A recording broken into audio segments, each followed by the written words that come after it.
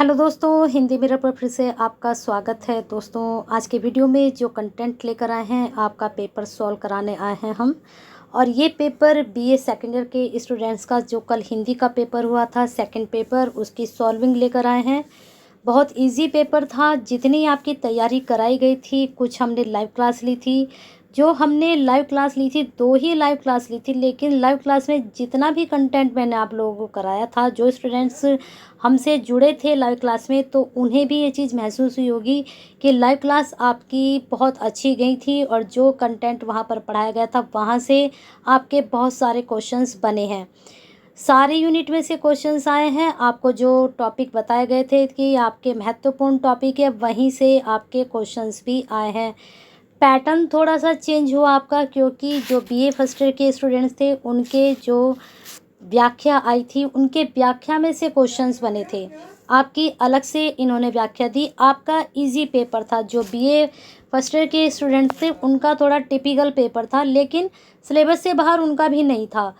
Syllabus से बाहर नहीं था, क्योंकि व्याख्या उन्होंने जैसे आपकी व्याख्या दी, अलग से फर्स्ट ईयर वालों की व्याख्या नहीं दी थी, वहीं से उनके व्याख्या में से उठाकर क्वेश्चंस बना दिए थे, जिससे बच्चे कंफ्यूज हो गए थोड़ा सा, लेकिन इजी पेपर उनका भी था। आपका जो जो हमने पैटर्न बताया था, उसी पैटर्न से आपके क्वेश्चन आए। हमने कहा था 3 आपकी व्याख्या आएंगे करने के लिए, लेकिन इन्होंने आपको अलग से क्वेश्चंस नहीं डाला व्याख्या का। प्रत्येक प्रश्न इन्होंने कहा है 15 अंक का है और आपको 3 लॉन्ग करने हैं। ठीक है, इसमें इन्होंने व्याख्या वाला प्रश्न भी आपका ऐड कर दिया, अलग से नहीं दिया आपको। तो 45 इन्होंने सीधे सीधे नंबर कर दिए। हमने कहा था 20-20 नंबर के आएंगे, इन्होंने 45 कर दिए। और एमसीक्यूज़ हमने 10 बताए थे, 15 आए हैं। चलिए आपको बताते हैं, शुरू हो जाइए अपना पेन पेपर उठाकर कि आपके कितने नंबर बनेंगे। रिजल्ट से पहले अपने नंबर आप चेक कर लीजिए कि कितने नंबर आपके बन रहे हैं। अब ये जो अगर आपने संदर्भ सहित व्याख्या की है, तो मैटर करता है कि ये कहाँ से ली गई है और उसके कवि और लेखक कौन है, क्योंकि पद्यांश है सारा। ठीक है, तो झंझा झंकोर गर्जन बिजली थी, नीरदमाला पाकर इस शून्य हृदय को। अब क्या है, स्टूडेंट क्या करते हैं, पढ़ते नहीं है ठीक से, समझते नहीं है, जल्दी रहती है, जल्दी जल्दी आंसर देख लो, जल्दी जल्दी पढ़ लो, हो गया काम। नहीं, ऐसे नहीं होता। थोड़ा सा रुक कर पढ़ोगे तो ज़्यादा सीख पाओगे। ठीक है, सबने यहाँ डेरा डाला, ये आपके लज्जा सर बहुत इजी। आपकी शुरू के 3 चैप्टर से आपकी इन्होंने व्याख्या दे दी, बहुत इजी थी। अगर आप ये करके आते तो आपके इसमें से 12 से 14 के बीच कहीं नंबर नहीं गए थे। बहुत इजी था आपके लिए। लज्जा मैंने बहुत अच्छे से पढ़ाया था, वहाँ से ये पंक्ति ली गई थी। और लज्जा आपको पता ही है कि जयशंकर प्रसाद जी के द्वारा लिखा गया। इसमें थोड़ा सा आपको संदर्भ लिखना था, थोड़ा सा आपको प्रसंग लिखना था, सीधी सीधी व्याख्या करनी थी उठाकर, बहुत इजी था। आगे आते हैं दूसरे पर। सोचा मन में हत बार बार, ये कन्या कुब्ज कुल फुलंगार, इनके घर कन्या अर्थभेद। बिल्कुल पंक्ति पढ़कर समझ जाना चाहिए था कि ये सरोज स्मृति से पंक्ति ली गई हैं। और इसके लेखक आपको, इसको कवि, सॉरी लेखक नहीं, कवि आपको पता ही है, सूर्यकांत त्रिपाठी निराला थे। और इसमें थोड़ा सा बता कर कि इसमें जो उन्होंने ये शोक गीत है और ये उन्होंने अपनी पुत्री की याद में लिखा था। आगे सारे इन्हीं पंक्तियों को उठाकर कवि ने पंक्तियाँ लिखी थी, इनको उठाकर आप गद्य में एक्सप्लेन कर देते। नेक्स्ट मैंने बताया था कि चंद्र कुमार बर्तवाल बहुत ही महत्वपूर्ण है। यहाँ से आपके क्वेश्चंस 100% बनेगा और बना है। ये आपकी जो पंक्ति ली गई थी, चंद्र कुमार बर्तवाल की 4 कविताएं मैंने आपको कराई थी, मेघ नंदिनी से ये पंक्तियाँ ली गई थी। ठीक है, तो अगर आपने ये तीनों किए हैं और आपका बिल्कुल सही गया है, तो 40, यहाँ पर 50 नंबर है, तो 40 नंबर आपके कहीं नहीं गए। ठीक है, अब आते हैं आगे, क्योंकि यहाँ तो नंबर काटने का सवाल ही नहीं पैदा होता। यहाँ अगर आप एक्सप्लेन करते हो, ये वाले जिस तरह के क्वेश्चन होते हैं, इनमें एक बार को नंबर आपके कट जाते हैं, क्योंकि आपका लिखने का तरीका देखा जाता है कि आपने जो क्वेश्चंस आंसर अटैम्प्ट किया है किस तरीके से किया। तो उसी हिसाब से अगर यहाँ पर ये 15 नंबर का है और आपका अटैम्प्ट अच्छा है, आपका लिखने का तरीका अच्छा है, और आप जो पूछा जा रहा है उसको अच्छे से एक्सप्लेन कर रहे हो, तब आपको 12 से 14 के बीच में नंबर मिलते हैं। अगर आपने ये व्याख्या की है और सही की है, तो यहाँ नंबर काटने का सवाल पैदा नहीं होता बिल्कुल भी। हर एग्जामिनर ज़्यादा आपको एक्सप्लेन नहीं देखेगा, वो सिर्फ ये देखेगा कि आपको ये पंक्ति पता है कहाँ से ली गई है। बस इससे ज़्यादा और कुछ नहीं देते। बाकी इसको गद्य में आप एक्सप्लेन कर दो तो नंबर मिल जाते हैं अच्छे। आगे आते हैं आपके क्वेश्चंस पर। छायावाद की परिभाषाएं देते हुए उसकी विशेषताएं बहुत 100% आया है। बताया था आपके एग्जाम में कि जरूर आएगा, जरूर आया है। आगे प्रयोगवाद के प्रवर्तक कमी है, इस मत को स्पष्ट कीजिए। आगे जिस दिन मैंने लास्ट मोड आपकी क्लास ली थी लास्ट टाइम पर, मैंने कहा था लास्ट मोड रिवीजन, तो उस दिन आज्ञे की मैंने कविता भी समझाई थी 2, और आज्ञे के बारे में भी बताया था आपको कि ये प्रयोगवादी कवि हैं, इनके बारे में आपसे पूछा जा सकता है। अब देखिए क्वेश्चन एज इट आया है ना, बिल्कुल राष्ट्रीय भावना का वर्णन कीजिए। 100% आया है। कितने सारे क्वेश्चन, अगर आपके यहाँ कितने करने थे, आपको 3 करने थे। व्याख्या समझाई गई थी, एक तो आपका ये हो गया, दूसरा आपका ये हो गया, चलो प्रयोगवाद भी एक बार को छोड़ दे 2 हो गए, तीसरा आपका ये हो गया। तो 3 क्वेश्चन तो बिल्कुल बैठे बिठाए आपको मिले हैं, ये हमने बताए थे जरूर आएंगे। अब देखिए चौथा क्वेश्चन भी आपका आ चुका है। आधुनिक हिंदी कविता के परवर्तीगत इतिहास को किन किन सोपानों में बांटा गया। 3 सोपान हम आपको दे चुके थे और हमने 2 सोपान के बारे में भी आपको समझा दिया था। इसमें जो आपका भारतेंदु युग है, द्विवेदी युग है, छायावादी युग है, प्रयोगवाद, प्रगतिवाद, नई कविता, सबके बारे में यहाँ आपको बताना था हेडिंग डाल कर। ठीक है, तो ये आपका 4 क्वेश्चन आ गए। अब चलते हैं आगे। 4 में 4 हमारे बिल्कुल 100% बताए हुए आए हैं, तो उसमें से आपको 3 ही करने थे। ठीक है, अब आते हैं आगे आपके प्रश्नों पर। तो जिन बच्चों ने अच्छे से पढ़ा है चैनल से, तो उनकी तैयारी बहुत अच्छे से हुई होगी और उन्होंने आंसर भी अटेम्प्ट किए होंगे। तो आपका ये 45 नंबर का था। इसमें से जिन बच्चों ने अच्छे से पढ़ा तो 40 नंबर कहीं नहीं गए हैं। बाकी आपका तरीका है लिखने का, आपने किस तरीके से अटेम्प्ट किया। अब यहाँ पर भी बच्चे कंफ्यूज हुए हैं। यहाँ पर क्या था, प्रत्येक प्रश्न के 5 अंक थे और ये 8 ही प्रश्न करने थे। यहाँ बच्चों ने क्या किया कि 5 प्रश्न करे आए, उन्होंने सोचा कि 8 नंबर का एक है, लेकिन ये उल्टा था। यहाँ पर 8 नंबर का आपको था और यहाँ पर 8 प्रश्न करने थे, 5 नंबर का एक था। बच्चों ने क्या किया, प्रश्न पढ़ा नहीं, बस सीधा यहाँ इजिकल टू देखा और प्रश्न करने शुरू कर दिए।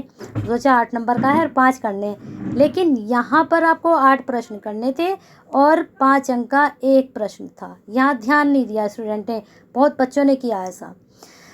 चलिए प्रश्न देख लेते हैं। 100% आया। भारतेंदु का योगदान बहुत बार बार बोला कि आएगा। कवि का परिवर्तन का सारांश कराया था, बोला था आएगा। आगे का रहस्यवाद मैंने रहस्य अनुभूति सिद्ध कीजिए, चलो मान लेते हैं नहीं कराया, लेकिन ये मैंने समझाया था। 2 हमारे हो चुके। कवि लीलाधर जुगड़ी का जीवन परिचय कराया था, इसे मैंने लाइव क्लास में आपको जिस दिन अंतर्देशीय वाली कराई थी, तो उस दिन मैंने ये इनका जीवन परिचय भी आपको बताया था। काव्य के स्वरूप बता रखे हैं आपको। खंड काव्य क्या है, बहुत अच्छा प्रश्न है। ठीक है, द्विवेदी युगीन काव्य की विशेषताएं बिल्कुल बताई थी। प्रसाद जी की प्रमुख रचनाओं का संक्षिप्त परिचय दीजिए। तो अगर आपके 7 क्वेश्चन हमारे बताए हुए आए हैं तो आपको तो खुश होना चाहिए। ठीक है, अब ये 40 नंबर अगर 35 के हमारे बताए हुए आए, अगर इसमें से आपके 30 भी आते हैं, 40 आपके वो हो गए, तो 70 नंबर सीधे हो गए, नहीं हो गए। अगर 15 आपके MCQ सही गए हैं तो 85 नंबर आपके हिंदी में आने चाहिए, अगर आपने हिंदी मिरर से जुड़कर बहुत अच्छे से तैयारी की थी। अब आते हैं MCQ पर। MCQ मुझे नहीं लग रहा कोई भी MCQ हमने जो बताया उससे बाहर आपके लिए आया है। ठीक है, पहली बार तार सप्तक का प्रकाशन 1943, बिल्कुल सही। नेक्स्ट क्वेश्चन, छायावादी काव्य में कौन सा अलंकार मिलता है, मानवीकरण। क्यों मिलता है मानवीकरण, इसका रीजन मैं आपको बताती हूँ। क्योंकि जो छायावादी कवि थे उन्होंने प्राकृतिक दृश्यों को लेकर चित्रण किया है, उसमें मानव को ढाला है। अब जैसे आपकी सरोज स्मृति है, उसमें बहुत से लाइनें ऐसी हैं कि उन्होंने पौधे प्रकृति को उठाया है, तब लिखा है। और जिसमें पंत जी बहुत जो है प्रकृति के कवि कहलाते हैं और उन्होंने भी मानवीकरण किया प्रकृति का। ऐसे ही जूही की कली आपके सिलेबस इसमें MCQs में आया है, तो उसको एक लड़की से उसकी कल्पना की गई है। तो बस सब यही था कि मानवीकरण यही होता है। आगे चलते हैं। कामायनी में कुल सर्ग है, बिल्कुल बताया था। 100% 15 बड़े अच्छे से समझाया। प्रगति काव्य धारा की प्रमुख विशेषता क्या रही है, बहुत अच्छे से लाइव क्लास में ये मैंने समझाया था कि इनकी धार्मिकता भी नहीं थी, भक्ति भावना भक्ति काल में थी, धार्मिकता भी भक्ति काल में थी। पर्यटन जो रहा वो ज़्यादातर जो रहा है वो आधुनिक काल में रहा, लेकिन आधुनिक काल में मानवतावाद जो रहा वह प्रगतिवाद में रहा। ठीक है, चलिए आगे चलते हैं। लज्जा किस रचना का सर्ग है? बिल्कुल सामने आपके आंसर रखा है, कामायनी। जयशंकर प्रसाद जी का जन्म कब हुआ? जीवनी मैंने कहा था, पहले ही ना आए पढ़ लीजिए। इनकी 4 चीज़ें आपसे एमसीक्यूज में पूछी जा सकती हैं। इनका जन्म, इनकी मृत्यु, इनकी रचनाएं, ये चीज़ें आपके एमसीक्यूज में पूछी जा सकती हैं। 2 के जन्म पूछ रखे हैं आपसे, प्रसाद जी का और आगे का। तो प्रसाद जी का जन्म लगा लीजिए 1889 और 30 जनवरी भी आप लिख लीजिए, आगे कभी फ्यूचर में काम आए। आगे है सरस्वती पत्रिका के संपादक कौन थे? महावीर प्रसाद द्विवेदी, बिल्कुल सही। नेक्स्ट क्वेश्चन पर चलते हैं। जब हमने द्विवेदी आपको पढ़ाया था, द्विवेदी युग, तब ये चीज़ हमने आपको पढ़ाई थी। अंतर्देशीय कविता के लिए बिल्कुल आंसर सामने रखा, आपका आंसर बहुत ईजी, लीलाधर जगूड़ी। छायावाद के जनक, यहाँ पर भी आपको समझाया गया था, प्रसाद जी। मैंने बताया था कि छायावाद जी के जो जनक हैं वो प्रसाद जी, और यहाँ मैंने आपको क्लियर भी किया था कि प्रसाद जी और मुकुटधर पांडे अगर आते हैं तो मुकुटधर पांडे आप लगाएंगे, लेकिन वो नहीं आए तो प्रसाद जी पर आप लगा सकते हो, ये समझाया था।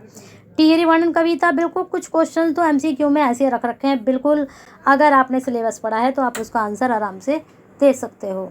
नेक्स्ट क्वेश्चन आपका इसमें आंसर अगर नहीं पता, गुमानी पंथ है, वैसे पता होना चाहिए सबको। फिर 11 क्वेश्चन है, वीणा ग्रंथि किसकी रचना? मैंने कहा था कि रचनाएं पढ़ लीजिए, कवि का मृत्यु, जन्म पढ़ लीजिए, और पंत जी की जीवनी में से आपका क्वेश्चन पूछा गया, पंत जी हैं। फिर 12 आगे का जन्म कब हुआ? तो क्या आपने लगाया है इसका आंसर? अगर आगे का आपने लगाया है जल्दी से लगा लीजिए, अगर आपने नहीं लगाया तो 1911, 7 मार्च 1911 इनका जन्म रहा, और इनका जन्म रहा है कुशीनगर में, ये भी आप नोट कर सकते हो। ठीक है, आगे चलते हैं। राष्ट्रीय काव्य धारा के कवि नहीं हैं। अब बच्चे यहाँ भी बहुत कंफ्यूज हो गए। कंफ्यूज क्या हो गया? उन्हें ओवर कॉन्फिडेंस हो गया कि ये तो मैडम ने हमें पढ़ाया था कि राष्ट्रीय काव्य धारा के कवि कौन कौन से हैं, वो सीधा सीधा सुभद्रा कुमारी चौहान लगाए, लेकिन यहाँ पूछा नहीं है। तो आपके सिलेबस में सुभद्रा कुमारी भी थी, श्री राम शर्मा भी थे, माखनलाल चतुर्वेदी नहीं थे, लेकिन सभी को पता है कि ये राष्ट्रीय कवि रहे हैं।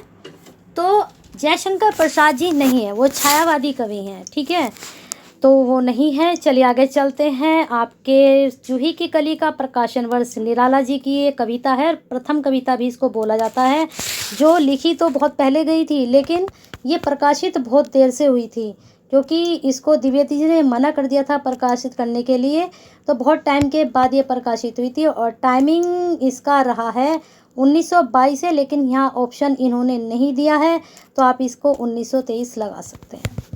ठीक है, चलिए आगे चलते हैं।